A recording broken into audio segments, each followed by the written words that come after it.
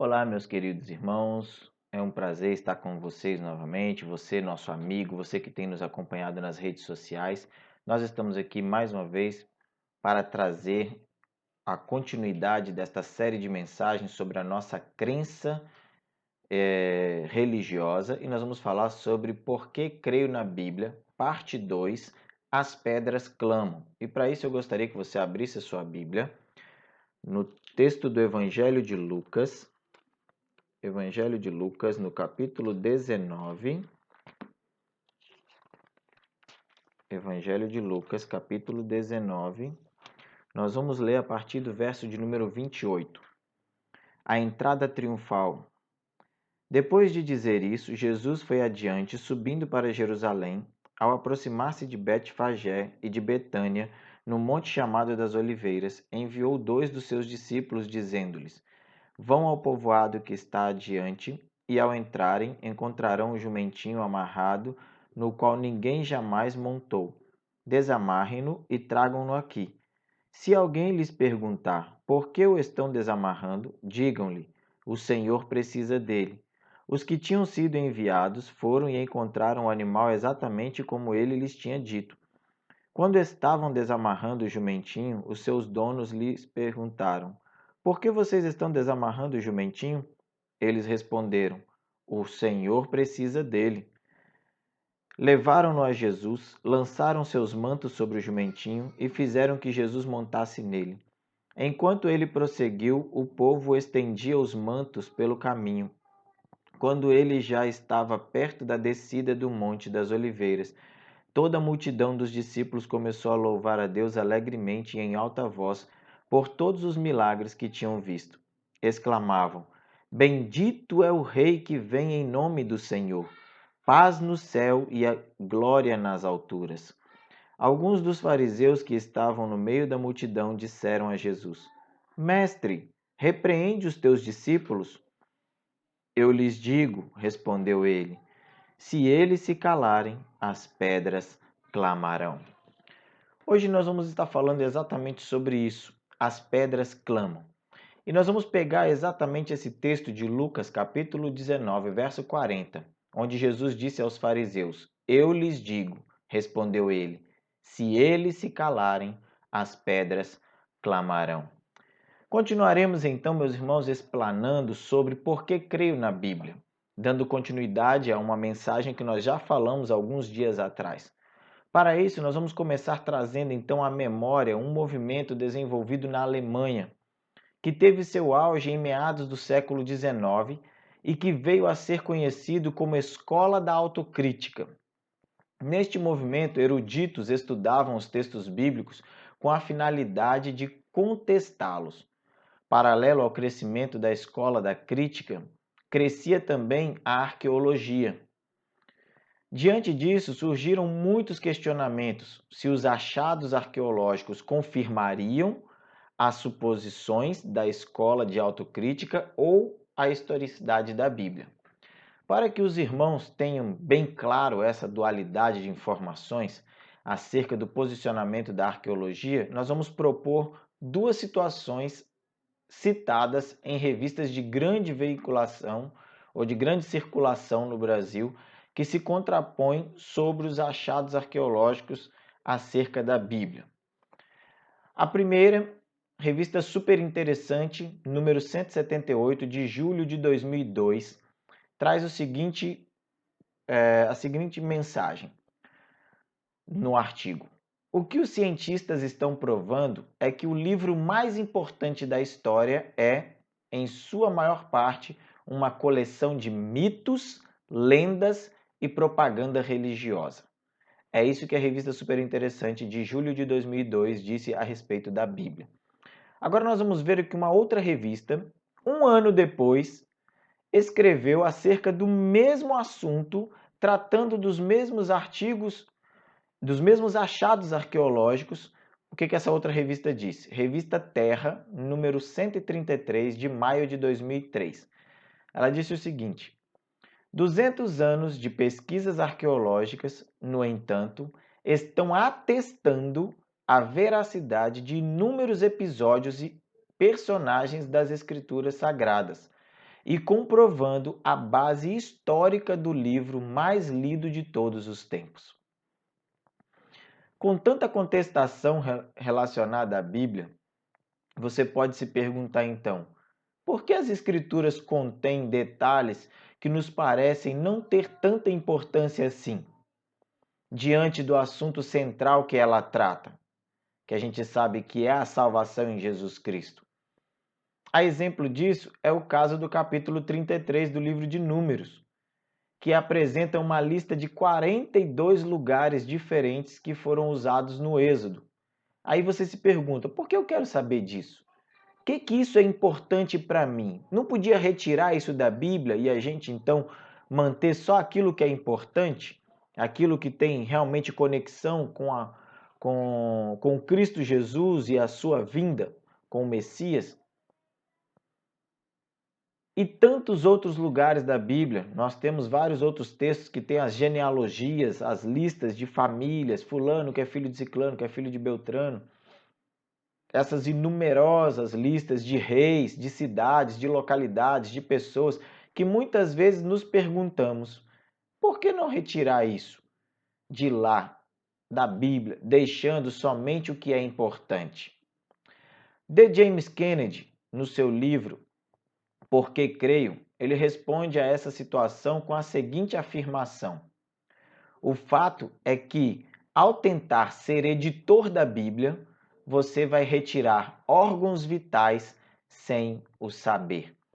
É a mesma coisa se nós, leigos na medicina, tentássemos fazer uma cirurgia em alguma pessoa com algum problema, alguma doença, alguma enfermidade, e não tivéssemos o conhecimento geral da anatomia humana e tentássemos tirar algo do corpo humano daquela pessoa sem saber o que é e qual a sua importância. É exatamente isso que D. James Kennedy está falando a respeito da Bíblia. Se nós tirarmos qualquer parte de lá sem sabermos o porquê ela está lá, poderemos estar cometendo um erro vital para a existência da Bíblia e dos conteúdos sagrados das Escrituras.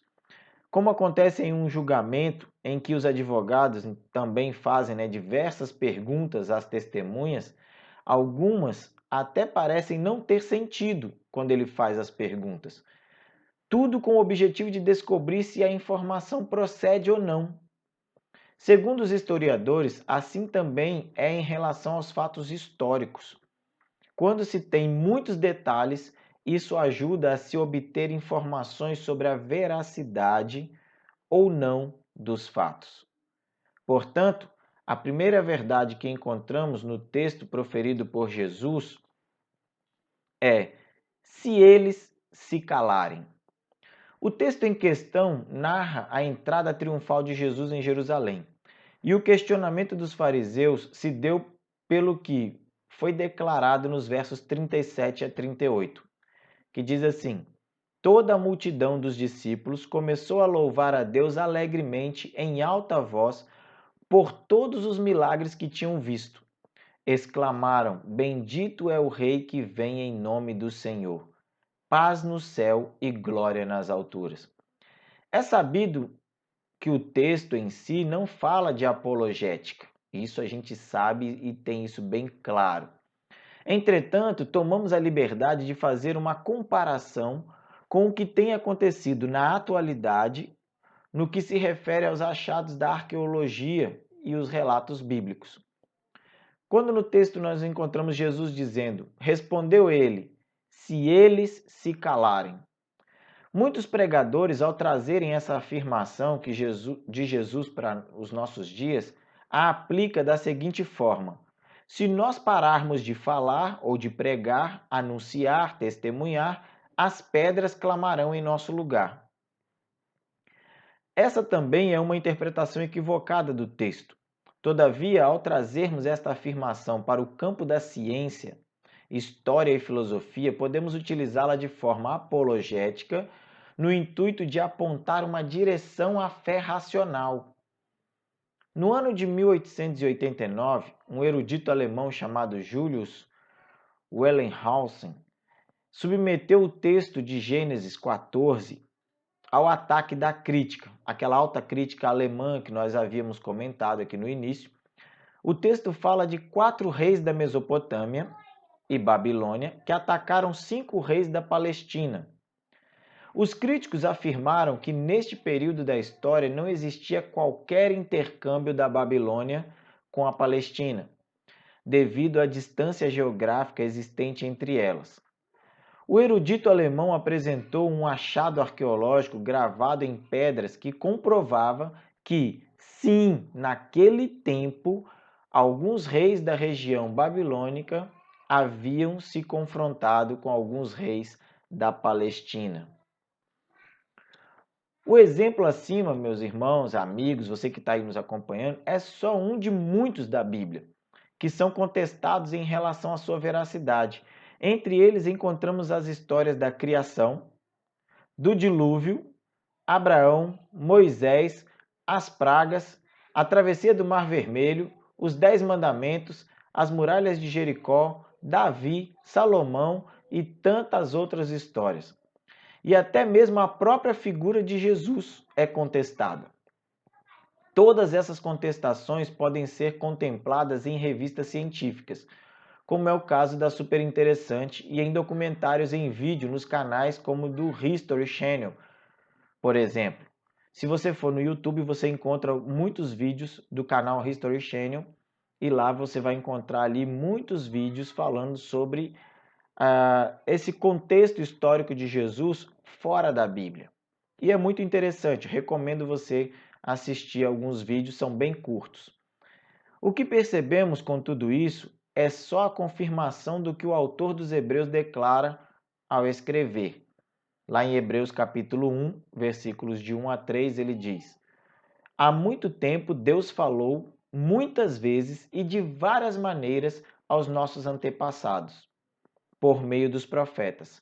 Mas nestes últimos dias falou-nos por meio do Filho, a quem constituiu herdeiro de todas as coisas e por meio de quem fez o universo. O Filho é o resplendor da glória de Deus e a expressão exata do seu ser, sustentando todas as coisas por sua palavra poderosa. Quanto mais a ciência tenta provar que os relatos bíblicos não são reais, mais evidências surgem de sua veracidade e ocorrência histórica. Isso é imprescindível. Quanto mais a ciência tenta, diante da arqueologia, provar que esses textos não existem, não existiram, eles verdadeiramente são comprovados e se tornam reais. Em pesquisas realizadas nestes séculos mais recentes, descobriu-se que estes mesmos relatos bíblicos são mencionados, narrados ou até mesmo constam em registros históricos de outros povos, como é o caso mais famoso deles, o do dilúvio, que nós encontramos nos textos antigos da Babilônia sobre a história de Gilgamesh. Diz aqui o textinho: já foram encontrados relatos de uma grande inundação entre os chineses, indianos, maias e em aldeias de índios americanos, comprovando assim então que houve um dilúvio em determinada época e que esse dilúvio não foi local, como alguns afirmam, mas sim global. Ele alcançou todo o nosso planeta. O que para alguns estudiosos poderia ser um sinal de que o dilúvio universal realmente aconteceu. Okay? O livro de Don Richardson, intitulado O Fator Melquisedeque, apresenta diversos relatos históricos nas diferentes culturas do mundo com as mesmas narrativas bíblicas. Diante disso, a segunda verdade que encontramos no texto, proferida por Jesus, é: as pedras clamarão. Sabemos que as pedras clamarem é uma linguagem figurativa, proferida por Jesus para responder aos fariseus que o indagavam, que o reconhecimento a respeito dele que os discípulos proferiam deveriam sair de suas próprias bocas e que, se ninguém o fizesse, Deus é poderoso para fazer com que as pedras o fizessem. Entretanto, este tipo de reconhecimento da majestade e da glória de Deus não era novidade para eles, pois as Escrituras já apresentavam essa afirmação. Salmos 19, verso 1 a 4 diz: Os céus declaram a glória de Deus, o firmamento proclama as obras das suas mãos. Um dia fala disso a outro dia, uma noite o revela a outra noite.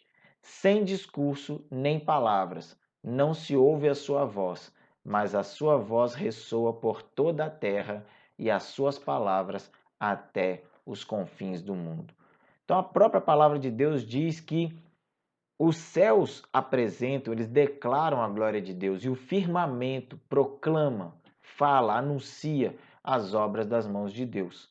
Então a todo tempo nós encontraremos evidências na natureza, na criação da existência de Deus e da comprovação dos relatos bíblicos.